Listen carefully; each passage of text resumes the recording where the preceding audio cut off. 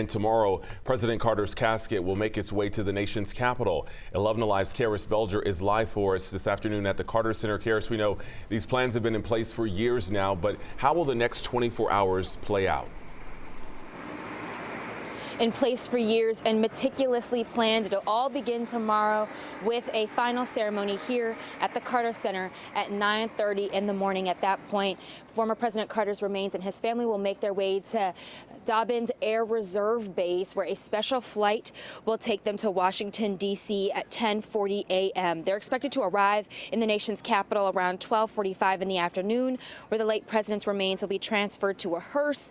He'll head to the Capitol after a brief stop at the U.S. Navy Memorial, and he will lie in state in the Capitol Rotunda. That's when members of Congress will be able to pay their final respects, and then the public, starting at 7 p.m. in the evening, will say their final goodbyes. They can do that up until Carter's state funeral at Washington National Cathedral on Thursday, which will be a national day of mourning. And we've been talking all morning about the tributes to President Carter, probably the most poignant one coming from his own family. We heard from Chip Carter over the weekend. Here's what he had to say.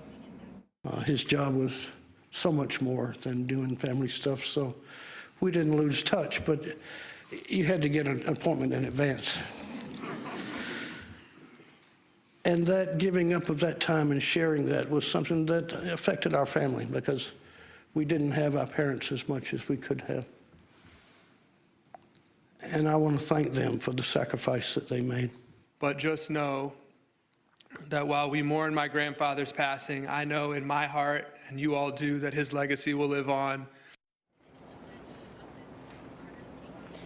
And that's a sentiment we've heard from so many people. Even when Carter left the White House, he never stopped serving. And then after he leaves Washington, D.C., his remains will make their way home to Georgia, where he will have one final ceremony at Marantha Baptist Church, where he and Mrs. Carter taught Sunday school for years, before a private burial with family. At the Carter Center, I'm Karis Belger, 11 Alive News. Beautiful tributes.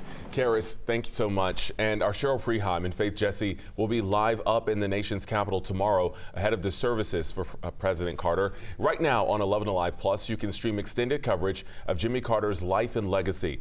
The app is free to download on your Roku, Amazon Fire, or Apple TV.